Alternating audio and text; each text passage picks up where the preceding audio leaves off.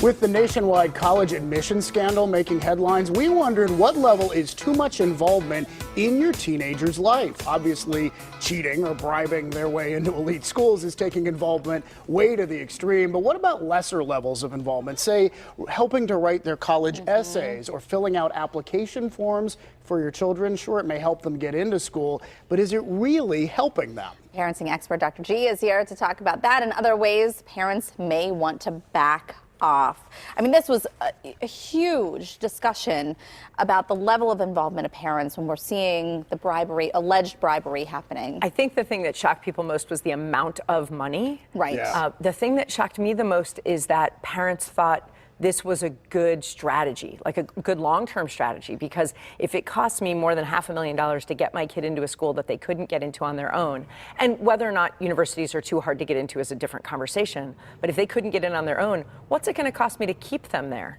Because do I want them to matriculate or do I want them to graduate? Yeah, right. That's interesting. And David brought up a good point, too, about even helping them with the application process. I know that I've had family members help with other family members with writing grants and trying to get some of that money in to help pay for costs for college. And it is a usual pattern for a lot of parents of high schoolers to be in that kind of role of administrative assistant. Like, you've got a lot going on. This is a hard, kind of overwhelming, anxiety-filled process. What could I do to make it easier? What can I take off your plate? Could I help you figure out which applications to fill out? Could I edit your essay? Should I write your essay? Should I call people and ask them to be references for you? And I completely understand why we want to ease this for our children. I have high schoolers myself, but I really want to caution parents that going into college takes a certain proof of concept, and it takes a lot of effort. And we're seeing skyrocketing rates of students accepted to great universities go and come home within the first semester because it's overwhelming. Right. And when we do some of that work, we don't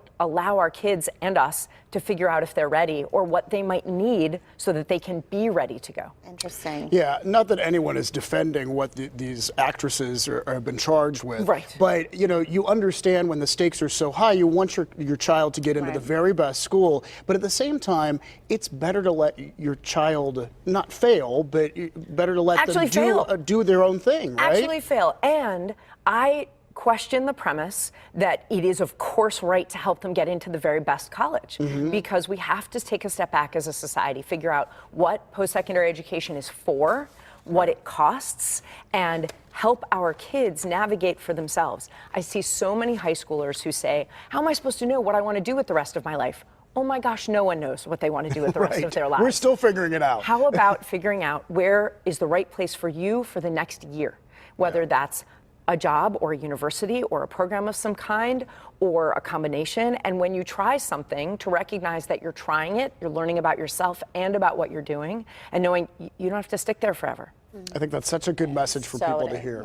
Yeah. So before they go off to school, some parents have started tracking their kids' We get in this habit, right? Yes. In that same habit that I mentioned of like, how can I help? What could I do to ease the difficulty? Right. And technology has sort of changed everything. Oh my gosh. Because now there are tools that didn't exist before, right? Yes, yes. And so I refuse to track my kids.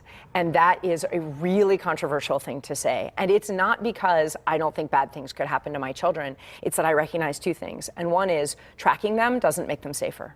It makes me feel better maybe in the short term, but it has the downside of making my child feel like I don't think they can navigate the world on their own at all, even with me to contact if they need me. But like, even with me as backup, I think they can't do it without me literally, at least electronically, beside them at every moment. And it doesn't give me any practice with them being away. I need to practice not knowing where they are, how they are, what they're doing for an hour. And then I need to practice for an afternoon. And then I need to practice for a day. What are these apps like? So you're basically watching on GPS where your child is, right? You can do more than that. You can watch how quickly the car they're in is driving. Some apps integrate with other things and let you know who else is in the area. You can get an Amber Alert if there's anyone who's on the lists of people who've done things that aren't okay to kids. If they're within a 500, yard or maybe 5 mile, I don't even know. You can get all this information. Well, it's interesting too, because I know someone who was able to, because of shared accounts, able to actually see messaging that was going on between their son and friends. So it was very, even a level checking your kid's privacy. phone, Right. checking your kid's phone, checking their history, understanding, following them on social media, that a lot of that is really worthwhile, especially when they're in their younger teenage years. Right. As we're trying this transition of autonomy, getting them to be ready to be adults. Absolutely, they should earn privacy. But as far as following them around digitally, do you remember when we were growing up, we used to say, no news is good news? Right. Yeah. Now, no news means you're obviously dead. Right. Yes. It's right. jumped to a yes. different level. And yeah. so it gives us this expectation that if we love our kids, it would be negligent not to know how and what and where they are at every moment. And Right. that's not true. They need practice, trying things in the world for little bits of time, and then coming back to us and saying, hey, this didn't go well, or I'm not sure how to handle this thing, or what should I try, instead of us being beside them and snow plowing in front of them. Oh, I see that obstacle, I'll fix it for you. I see this possible concern, I'll point it out. So what about even using those apps as like a trust building tool in the beginning and then backing away from them? I think that's a reasonable thing to do for, especially if you have any reason to be concerned. You know, have I threatened my children with tracking them? 100%.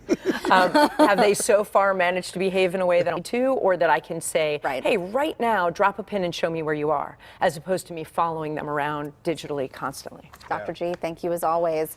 And watch for more parenting advice from Dr. G as a regular PTL contributor, as well as on her website. You'll find the link at pittsburghtodaylive.com.